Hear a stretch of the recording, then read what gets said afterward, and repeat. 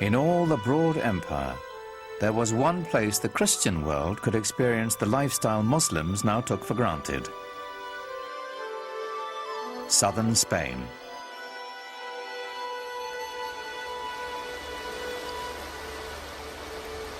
Here, on the European continent itself, Islamic culture would begin to have an effect on the European civilization around it.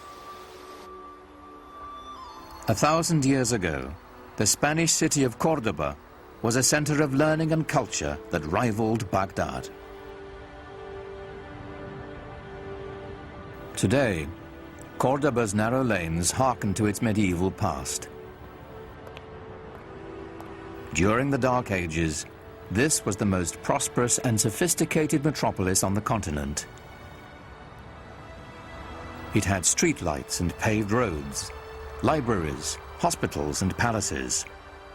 This was a city of light, a Muslim city. The city of Cordoba in the 9th and 10th centuries was one of the biggest and most exciting in Europe.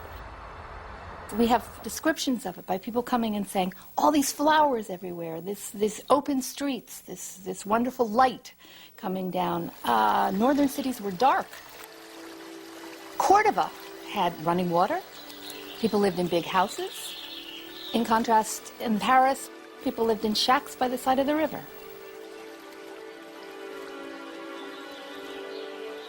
The glory of medieval Cordoba is here, in what is now the great Roman Catholic Cathedral in the middle of town. But the Cordoba Cathedral of today began its life as a mosque, one of the grandest of the Islamic Empire. The Great Mosque in Cordoba was simply the biggest mosque in the biggest city in southern Europe.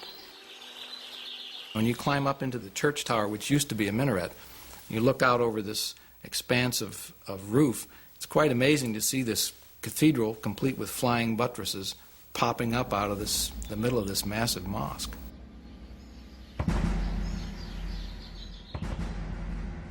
Many people came to visit it to view the wonders of the mosque, which had rib vaulting, the kind of vaulting which is like this, and which 100 years later, by a mere coincidence you might think, but not at all a coincidence, appears in the Gothic cathedrals of Northern Europe, in Lincoln Cathedral, in Chartres Cathedral in France. Where does that come from? Obviously influenced by the great Mosque of Cordoba in the south of Spain. For the occasional European Christian traveler, Cordoba was their one opportunity to glimpse the Islamic world. What they saw was shocking. Most of Europe at that time languished in poverty and squalor. Cordoba was a pageant of prosperity and enlightenment. In the 10th century, there was a Saxon nun with the unpronounceable name of Hrotswitha, who called medieval Cordoba the ornament of the world. She was very taken with the place, and there you are, she's a Christian nun.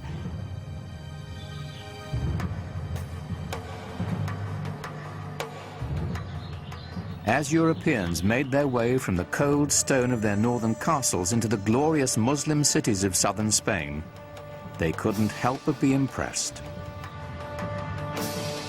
In the green hills above Granada was a palace of startling elegance, a shining example of the richness and sophistication Islam brought to medieval Europe. It is called the Alhambra. The Alhambra is perhaps the most famous example of Islamic architecture to most Westerners. It is the best remaining example of what a medieval Muslim palace would have looked like.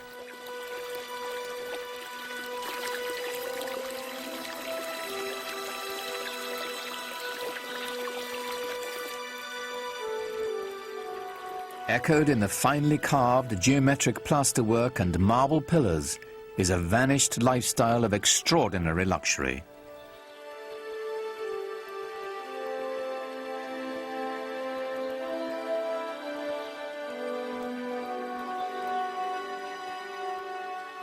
the Alhambra reveals the pinnacle of Islamic culture and urbanity. The beauty of the Alhambra is not so much in the individual details. No, it's more the combination of everything. That is, this wonderful sort of orchestrated interplay of different textures and surfaces, of light and space and water playing inside and outside of buildings.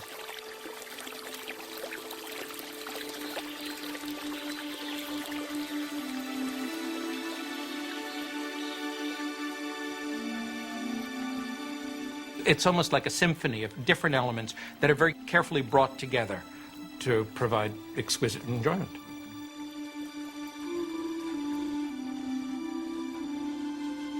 Here, the Muslim elite relished the good life.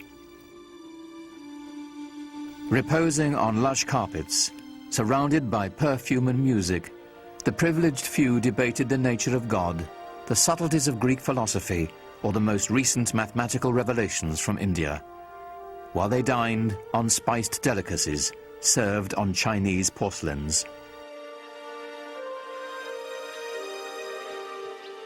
They strolled the grounds through gardens irrigated by complex gravity-fed water systems.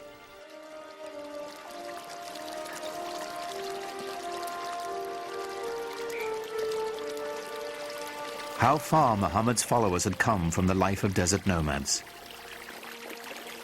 How distant they felt from the rest of the European continent they now shared. Christian Europe, due north, was struggling on through the Dark Ages.